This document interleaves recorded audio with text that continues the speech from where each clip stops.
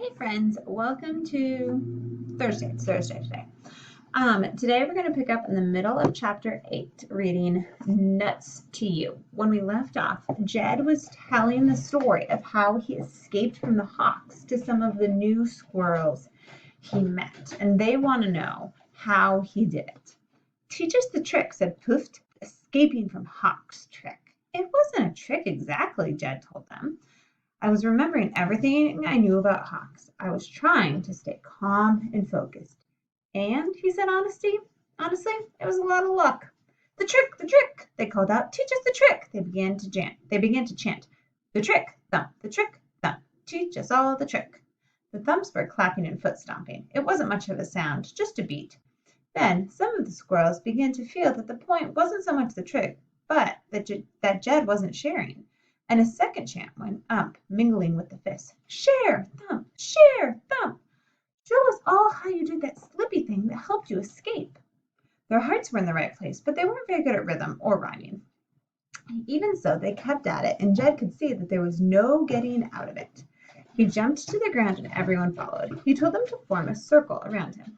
First they did some stretches, then they took deep breaths. After that, he instructed them to first tense up all their muscles and then relax them. A crash course in high tree. Like water, he kept saying. Make your muscles like water and you can slip through the cracks. The squirrels swayed and wobbled as they tried to figure out how to be like water. Do you mean be as a raindrop or be like a merry brook? Asked Zom, undulting his arms gracefully. Poofed is being raindrops, he said. And she was. She was kicking up her hind feet and landing on her bum. It'll have to be an awful big crack, he said. I ain't slipping through nothing just yet. I'm a sweet pond, said Shriekra, who had curled onto a circle on the ground. She yawned, and then she started to laugh. I'm a be a pond too, said Poof, look safer. Chuck concentrated on the tensing up and then relaxing exercise. He ignored the bunny hop line of bouncing squirrels that was forming. Bunch of twits, he muttered. We err, but mere drops in the mighty stream, Sam sang out from the hopping queue. Things were falling apart fast. Jed didn't really care, but he thought he'd try to at least wrap it all up. Okay, he shouted. The bouncing line was traveling in a circle around him, and he was able to get everyone to turn and face him again. One last time, he said, we'll do it together, and don't get up until I tell you. 1, 2, 3. Be like water. All of the squirrels fell into the ground, limp. A couple of them fell asleep. It was a good thing no hawk was in the vicinity. It would have been an all-you-can-eat squirrel buffet. After a few minutes, the squirrels started quivering with suppressed laughter. Then Shikra jumped up and said, We can do it now, all done. And off she went. That was that. Off they all went. But as they went about their business, squirreling through the trees and gathering seeds and whatnot, they turned the high tree lesson into a game. One of them shouted, Be like water! And they would fall from their branches and drop through the air. The game was to stay limp for as long as possible before flipping around and landing on your feet. The rumbling was closer now. It was a sound. It was also a vibration. It was like thunder, except it didn't start and stop. It just kept going. It did it up and down, sort of. No one knew quite what to make of it. So here's a picture of them. They're saying, oops, be like water, and then they fall. The conversation about it happened in passing bits and snatches. Some squirrels wondered if it was an unusual type of new weather on the way, maybe a storm. Others favored the idea that it was a horrible beast of some kind. Storm or beast, said Sam to anyone who listened. Neither is my top favorite. All you are morons, it said all. And or mourn, said all, shaking their heads. Unregardless, counseled Chuck. What's the best is to have a lot of food stashed in nooks. Everyone agreed with that too, so they kept going on with their gathering. And as long as they were gathering seeds, you might as well be like water. Squirrels fell from the trees into overripe pine cones. Jed had to laugh. Everyone was laughing and falling. Meanwhile, a little earlier and a little ways off, Titi and Chai had crawled from their makeshift dray. Bits of seeds and stems littered their fur. They took a few cautious steps and sniffed at the crisp autumn air. All around, leaves glowed green, golden, vermilion, scarlet, lemony, and amber. Far above was a hazy blue sky. The morning was glorious. And yet, said Chai, something doesn't feel right. It's just that we're not home, said Titi. I don't know, said Chai. I think it's more than that. Like, what's with the rumbling noise? I don't know, said Titi. Maybe it's just does that here.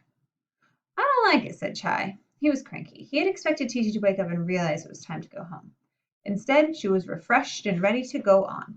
Light enough, she said. I'm hungry, though. Let's find some breakfast. She plucked one of the seeds clinging to her fur, popped it into her mouth, and made a face. Bleak. Don't like this kind, she said, pulling another one off and holding it out for Chai to see. She shook her paw to get rid of it.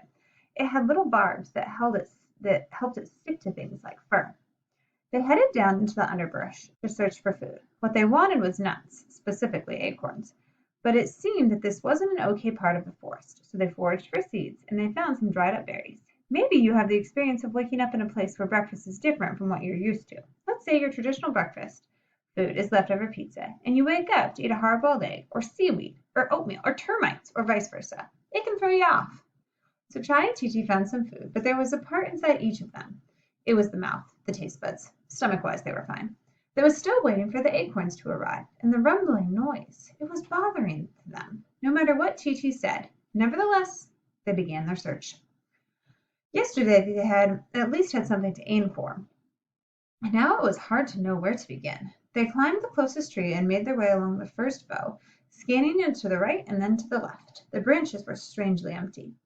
I wonder where all the squirrels are, said Titi. Someplace with better food is my guess, said Chai. And then, without warning, he came to a halt. Titi nearly crashed into him. What are you doing? He said. Why did you stop? Look, he said softly. I found where all the squirrels are. Titi followed his gaze to a strange, fearful sight. Oh, she gasped. Looking down through a gap in the foliage, she saw a circle of squirrels lying lifeless on the earth below. So if you're paying attention earlier, you might have guessed that those squirrels aren't just lifeless down there. They were pretending to be water, and they are near Jed. Their bellies face up, their paws in the air. There is no blood, no signs of a fight. What do you think? Said Chai. Bad mushrooms, maybe? I guess we better be careful what we eat, said Titi. She remembered their weird breakfast. How do you feel? She asked. Okay, said Chai. So far. They turned away from the horrible scene and moved on. Before long, squirrels began to appear in the trees. These squirrels seemed very much alive. They were smallish and reddish, and it was hard to make out what they were chattering about. And then all at once, one of them shouted something about water and fell along with his companion from the tree. Then it happened again and again. The two friends exchanged glances.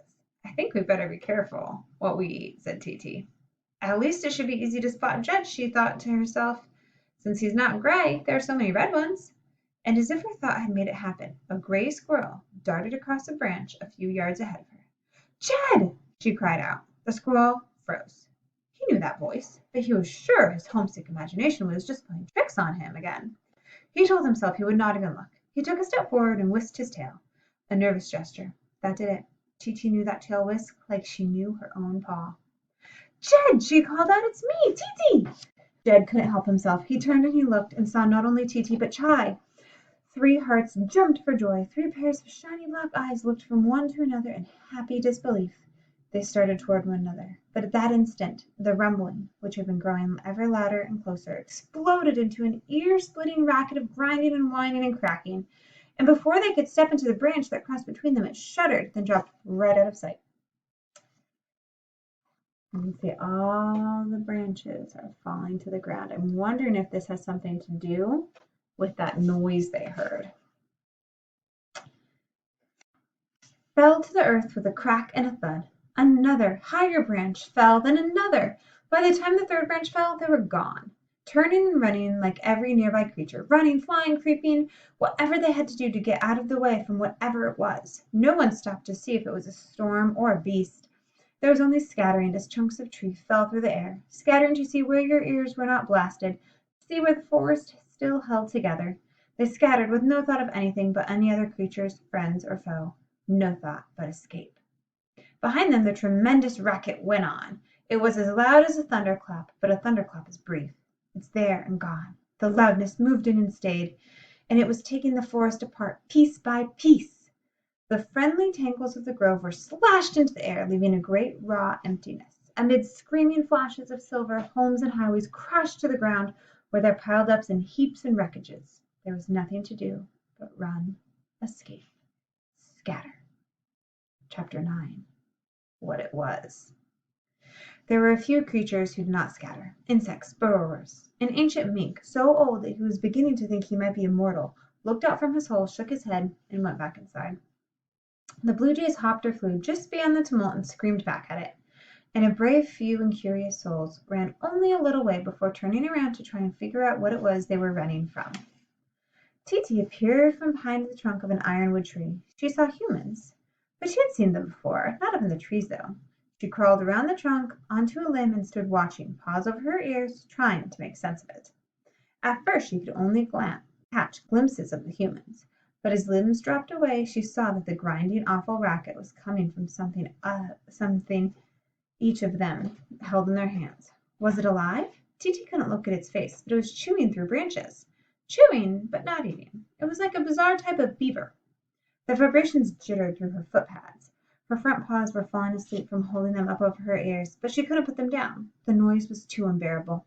Titi looked away from the sunlit humans and their beaver chewer-eaters in the shady forest. She couldn't see a thing at first. Where was Chai? Where was Jed? Surely not far, but which way had they run? Their party separated again. Her eyes starting to adjust when a sudden quiet made her turn again to the place where the grove had been. She squinted at the brightness. The humans were dropping to the ground. Noise erupted again as they used their tree chewers to gnaw the tree parts into smaller bits which had arranged into piles. They weren't making nests for themselves.